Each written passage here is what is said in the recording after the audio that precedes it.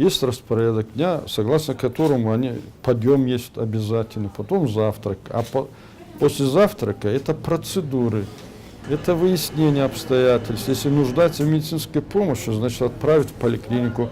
Если каких-то другой помощи, то ли восстановление документов и так далее, то будут заниматься юристы, паспортисты, специалисты по социальной работе по этим вопросам. Личное время будет предоставлено ему.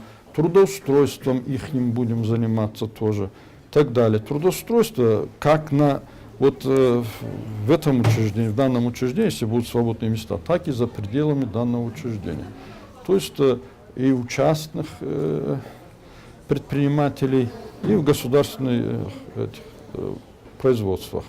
Будем стараться их трудоустраивать. И кроме того, эти граждане обязаны, если он трудоспособен, помогать здесь по уборке территорий, как внутри двора, так и за пределами этого учреждения.